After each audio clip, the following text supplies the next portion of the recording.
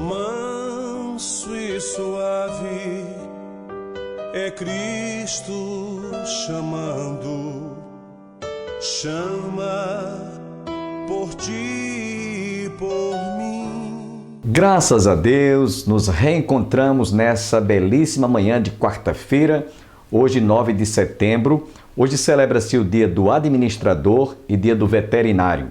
Queremos parabenizar a todos pela passagem desse dia, em especial aos veterinários que estão cuidando dos animais domésticos. Deus os abençoe e que todos tenham um dia abençoado.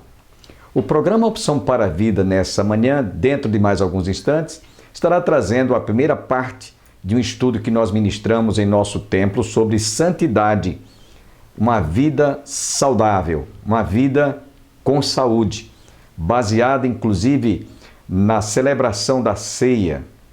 Paulo, escrevendo na sua carta aos Coríntios, recomendava a maneira como os cristãos deveriam se comportar de forma que eles levassem a sério como deveriam celebrar uma refeição para a comunhão e também a ceia do Senhor. É isso que você vai ouvir hoje, a primeira parte.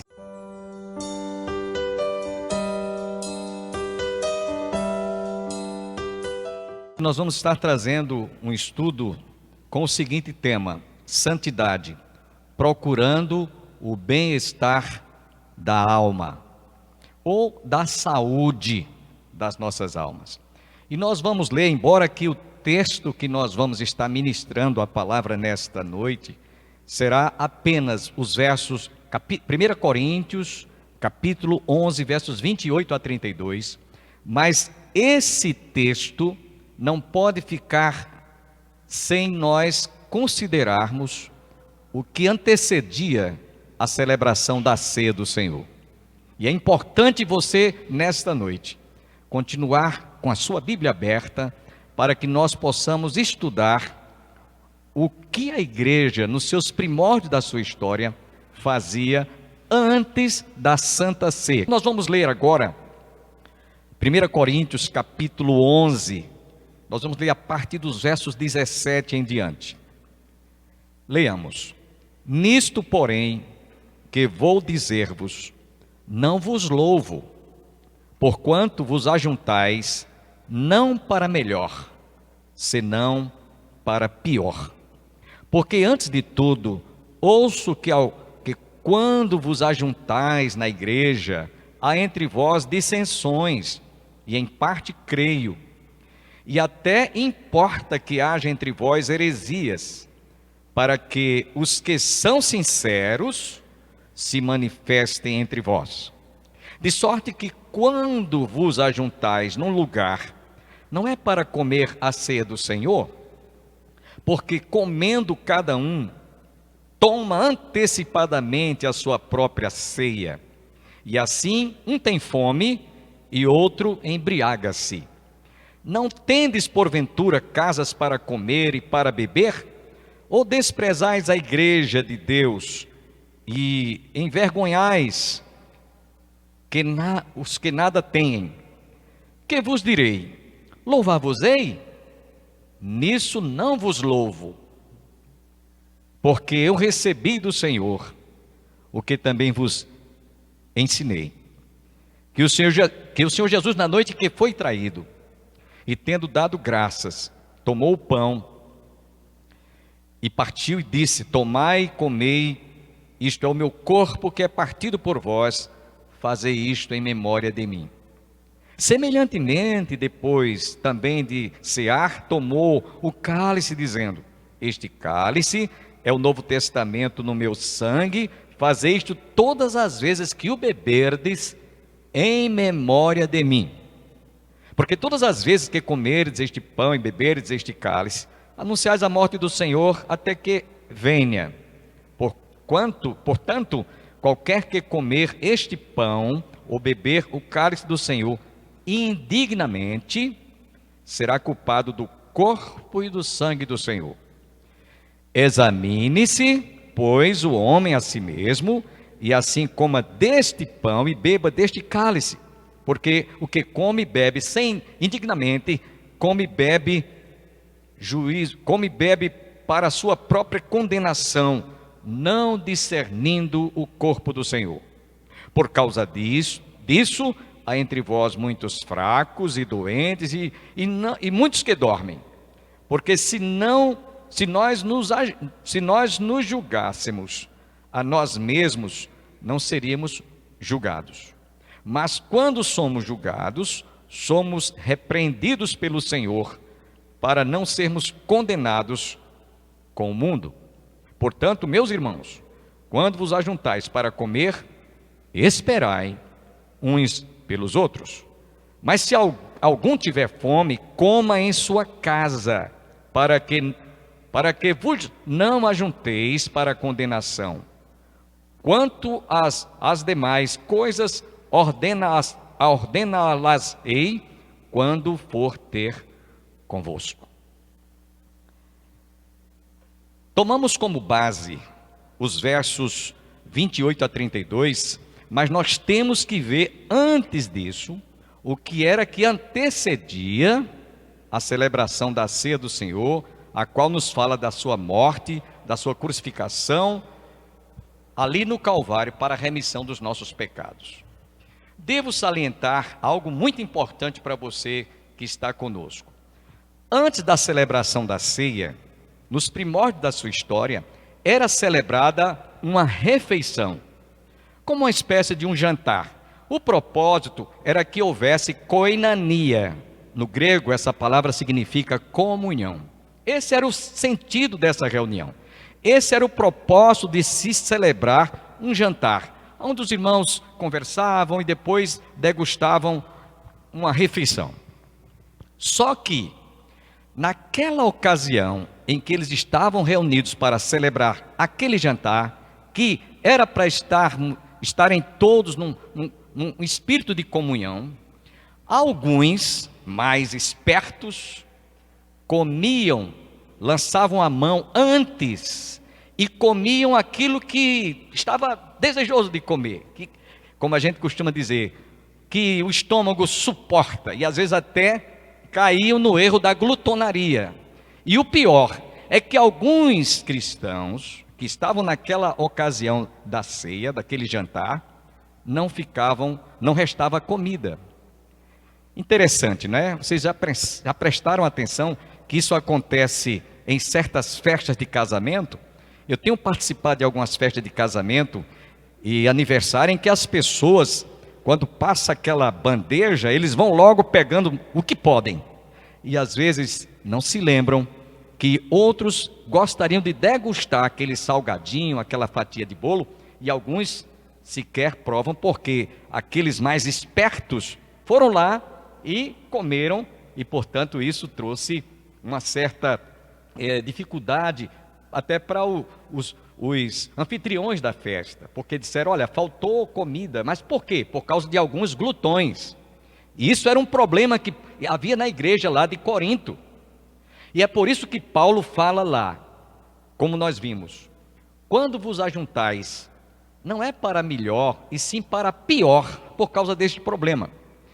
Eu quero aqui dizer uma coisa para aqueles que estão conosco, que nós experimentamos isso no seminário. Aliás, eu não sou contra você fazer um curso por extensão, até porque hoje a vida, o ativismo que a gente tem, não permite que você passe 4 ou 5 anos num seminário internado. Mas eu ainda fui do tempo em que nós ficamos internados durante 4 anos. Nós fomos a primeira turma do Seminário Teológico Nordestino de Renovação Espiritual em Recife, cujo deão fundador foi o pastor Rosivaldo de Araújo. E lá ele dizia para a gente, o Rosivaldo de Araújo de saudosa memória, vocês vão aprender aqui na convivência uns com os outros o que vocês enfrentarão quando estiverem pastoreando a igreja. E pasmem o que eu vou dizer a vocês. Isso que havia na igreja de Corinto, havia lá no seminário onde eu estudei. Havia alguns alunos mais espertos que, quando era colocada a mesa para que nós nos servíssemos do almoço ou jantar, se fosse no almoço, havia os mais espertos que enchiam o copo e degustavam logo. E depois enchiam novamente. Isso eu presenciei com esses meus olhos. Eu entendo o que é que Paulo estava dizendo com relação àqueles cristãos que se comportavam dessa maneira. E tem mais uma coisa, pasmem. Naquele seminário, nós tivemos a oportunidade de ver colegas, alunos, brigando, esmurrando uns aos outros. Você pode até se chocar, mas no seminário sim, não é diferente muitas vezes, em que nós nos deparamos com ovelhas se degladiando, discutindo, e às vezes vão até às tapas. E Paulo estava mostrando que quando aqueles cristãos se reuniam antes para a celebração da ceia do Senhor, eles deveriam ter cuidado no que diz respeito a como eles deveriam se relacionar, o caráter daqueles cristãos que realmente, de forma genuína, iriam dar uma demonstração de que eram realmente pessoas que aprendiam ou haviam aprendido a ser manso e humilde de coração, como Jesus nos diz em sua palavra. De sorte que nós vamos ver que no verso 17 e no verso 18, é por isso que Paulo diz: Nisto, porém, que vou dizer-vos, não vos louvo por quanto vos ajuntais, não para melhor, senão para pior. Porque eles tinham esse comportamento, que além de ser falta de educação, é falta de ética.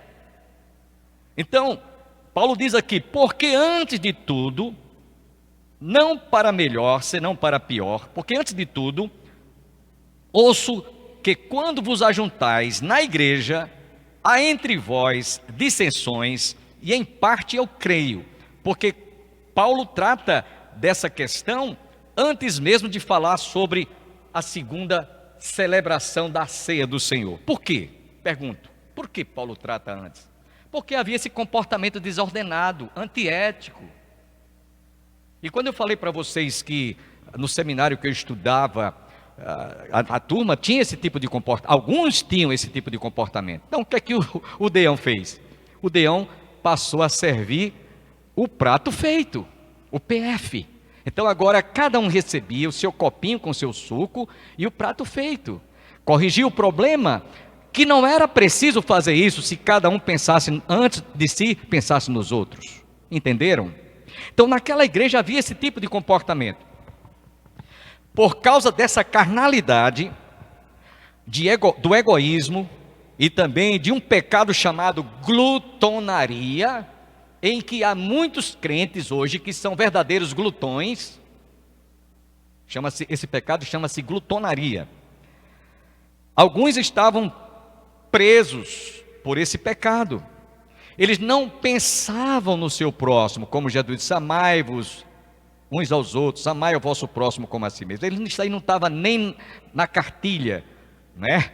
Podemos assim dizer, do modo prático, como eles deveriam se comportar. Então uma ceia que era para ser realizada para comunhão, Paulo diz aqui que estava se tornando não uma coisa agradável, mas uma coisa pior, uma coisa que não se deveria ter esse tipo de comportamento, esse tipo de atitude, principalmente porque se tratavam de pessoas que formavam o corpo de Cristo, entenderam? Então Paulo mostra aqui, nesse texto, que isso estava causando mal por parte de alguns, mau testemunho, como alguns cristãos fazem quando estão numa festa de aniversário ou de casamento. Eu já presenciei isso. Eu já tive em festa de casamento em que não sobrou salgadinho para a gente degustar. Isso chama-se falta de ética e falta de educação. Então, meus irmãos e amigos, vejamos que esse problema que existiu lá na igreja de Corinto, ainda hoje se repete em nossos dias. E no versículo 21, Paulo diz: porque comendo cada um antecipadamente a sua própria ceia, e assim, um tem fome e outro embriaga-se. No verso 22 ele diz: não tendes porventura casas para comer e para beber? Desprezais e envergonhais. Paulo estava indigno. com a atitude daqueles cristãos. Isso não era atitude de quem é espiritual, de quem é um cristão realmente que ama o seu próximo como a si mesmo. Então, quando você estiver numa festa de casamento, meu irmão, seja jovem, quem for, pense no mesmo pecado que você pode incorrer, que Paulo repreendeu: para pior é que vos reunis, não para melhor. Você vai ficar com a fama de comelão, de glutão, de mal educado, e você gostaria de ser tratado assim? Pois é, as pessoas estão ali ao redor observando. Paulo estava, portanto, indignado com a atitude, com o comportamento das atitudes daqueles cristãos. Era um péssimo testemunho. E alguns crentes daquela igreja de Corinto, no verso 26, diz que até quando o Senhor mais tarde falou da ceia do Senhor que iria se celebrar, até que ele venha, antes de participarem da ceia, deveriam avaliar a sua alma, a sua conduta, o seu caráter, o seu comportamento como cristãos, em detrimento da ceia do Senhor. Primeiro era a ceia, refeição de comunhão, de koinonia. E aí, a partir dos versos 23 ao 34, ele trata mais detalhadamente sobre a segunda ceia, que é o que nós vamos ver hoje à noite. A segunda ceia, conforme está revelada nos versos 28 em diante. Portanto, quero ressalvar aqui um fato importante. A ceia do Senhor, como era celebrada, tinha sido uma das ordenanças que Jesus estabelecera aos apóstolos quando celebrou a última Páscoa. Por isso que Paulo nos diz que Jesus Cristo é o nosso Cordeiro Pascal. Então, essa ceia que antecedia a Santa Ceia do Senhor, era mais para que os cristãos dessem uma prova de que estavam em comunhão e em condições de participar da ceia do Senhor. E aqueles que não tinham esse tipo de comportamento cristão, não eram dignos de participar da Santa Ceia. É isso que Paulo está tratando aqui sobre o tema santidade,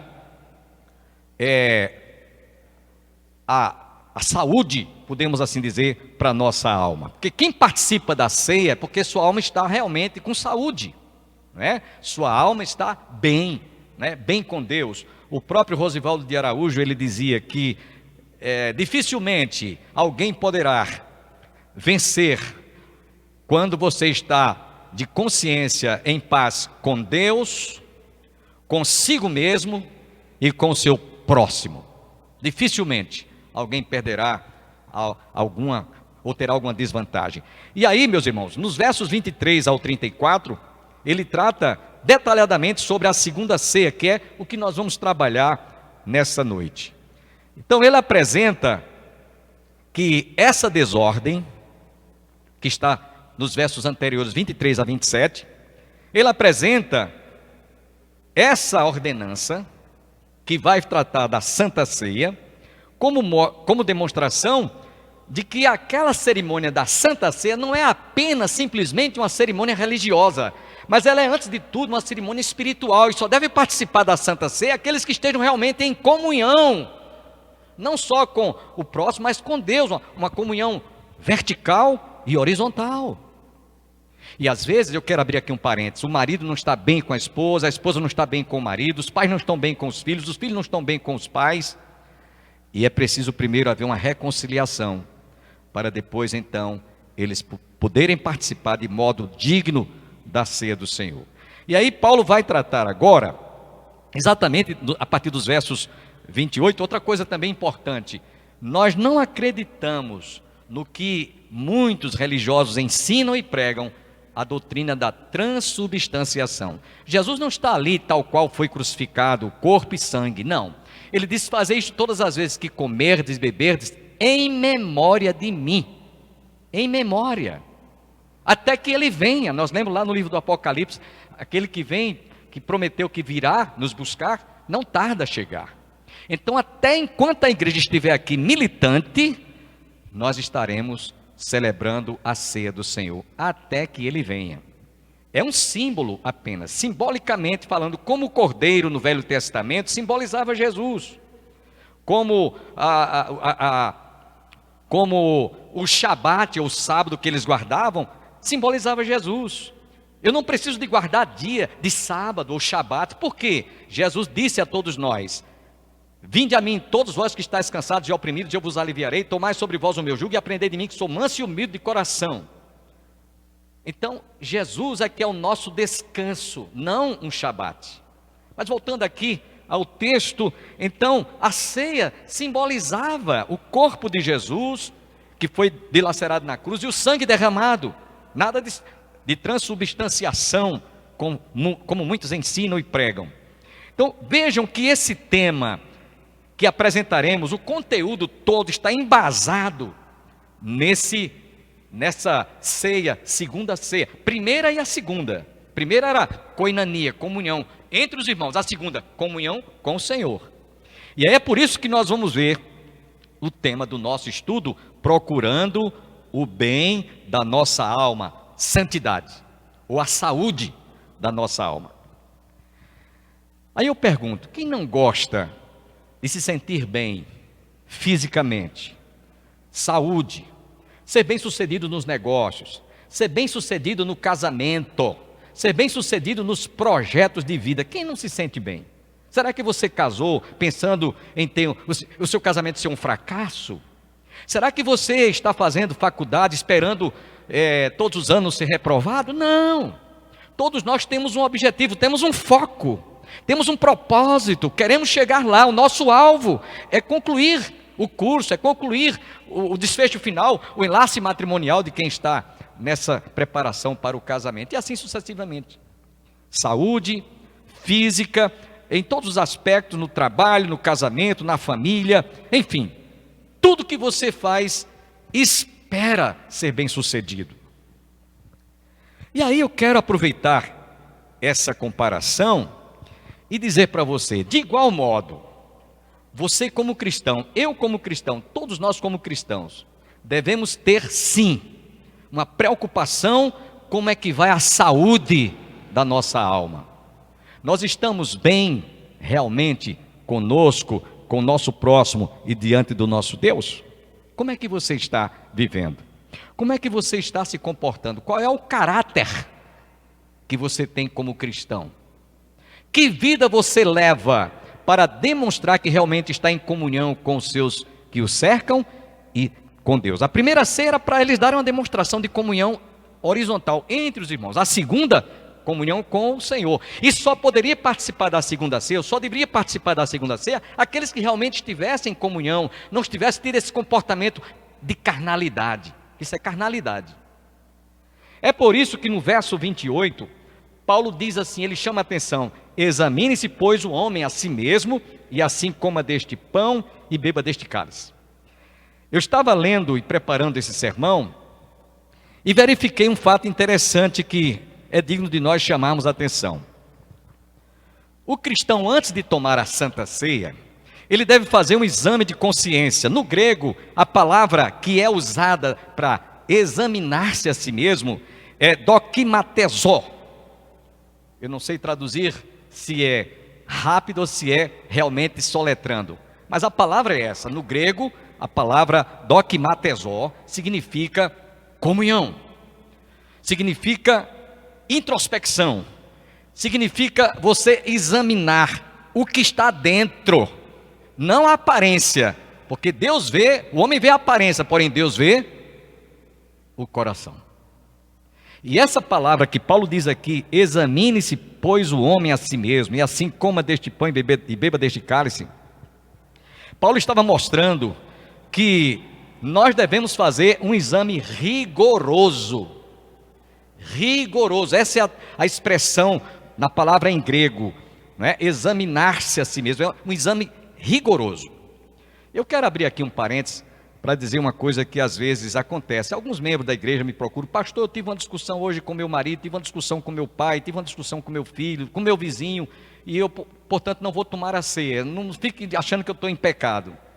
Aí eu pergunto: meu irmão, você está com raiz de amargura no seu coração, você está com rancor, ressentimento, você está com ódio agora pelo que você sofreu?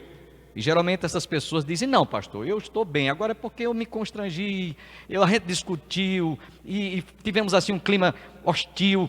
E aí, pastor, eu sinto, eu digo, meu irmão, só deixe de tomar a ceia se você atentar para o que Paulo nos diz, não se deixe o sol se pôr sobre a vossa ira. Então, se você está em paz, sabendo que mesmo que você tenha sofrido, tenha passado por constrangimento, não se abstenha de tomar a ceia. Pode tomar mesmo. Agora, se há raiz de amargura no seu coração, ódio, ressentimento, você ficou com seu coração trancado para essa pessoa que lhe causou ofensa, aí você se abstém de tomar a ceia. Você está realmente com ira no seu coração. E a Bíblia diz, não se deixe o sol se pôr sobre a vossa ira. Entenderam? Então, voltando aqui ao texto, essa expressão, examine-se, pois, o homem a si mesmo, que Paulo descreve, ele mostra que nós devemos realmente sim fazer um exame rigoroso, uma introspecção, ver o que está lá dentro do seu coração, alguma mazela, alguma coisa. E lembre-se que Paulo nos diz, escrevendo aos Romanos, capítulo 12, versículos 1 e 2, rogo-vos, pois, irmãos, pelas misericórdias de Deus, que apresenteis os vossos corpos em sacrifício vivo, santo e agradável a Deus, que é o vosso culto racional, e não vos conformeis com este século, mas transformai-vos pela renovação do vosso entendimento, para que experimenteis qual seja a boa, perfeita e agradável vontade de Deus. Paulo fala aí claramente que o meu corpo deve estar realmente afinado com o diapasão de Deus através da palavra e do Espírito Santo. E aí eu pergunto, como é que você está vivendo? Como é que está o seu comportamento? Como é que você se conduz, o seu caráter de cristão, diante de uma mensagem quanto esta que estamos vendo? Vejamos o que poderemos evitar, o que poderemos deixar de fazer para que nós não percamos essa comunhão diante do Deus onisciente, onipresente e onipotente. Porque eu posso enganar o meu vizinho, eu posso enganar o pastor, eu posso enganar a esposa pode enganar o marido, o filho pode enganar o pai e a mãe, mas diante de Deus, todos nós estamos despidos e estamos diante de um Deus que vê até o invisível. Salmo 139, que é o meu salmo predileto. Você vê lá claramente como esse Deus conhece o nosso avesso, o nosso interior, tudo que nós fazemos e praticamos. E é diante desse Deus que cada um deve fazer esse exame de consciência. Existem muitas pessoas que, como religiosas que são, eu fiz isso muitas vezes como religioso, ia ao confessionário, confessar os meus erros, os meus pecados, e o líder religioso dizia, reze tantas Ave Maria, reze tantos Pai Nosso, o credo, e não parava. O pecado continuava na minha mente, na minha consciência, porque eu não tinha passado pelo processo que somente aqueles que têm um encontro com Jesus experimentam em suas vidas. Então, muitas vezes, eu fui ao confessionário, confessar meus pecados, e aí eu quero lembrar uma passagem que está lá no livro de Atos dos Apóstolos, capítulo 10, quando Pedro foi chamado aí à casa de Cornélio para testificar do evangelho, porque ele era um homem extremamente religioso, dava esmolas, fazia caridade, era um homem de um coração muito acolhedor, acolhia todos, era um homem de boas obras, mas ele precisava de conhecer Jesus, como muitos religiosos hoje. E aí a palavra de Deus nos disse que quando Pedro chegou na casa de Cornélio, ele num ato de reverência, de respeito ao apóstolo Pedro, que muitos dizem que ele foi o primeiro papa, e o papa não pode ser uma pessoa que constitua família, e Pedro era casado, a sogra deste uma vez estava enferma, Jesus foi lá orar por ela, para que ela ficasse sã e curada. Até amanhã, se Deus assim nos permitir.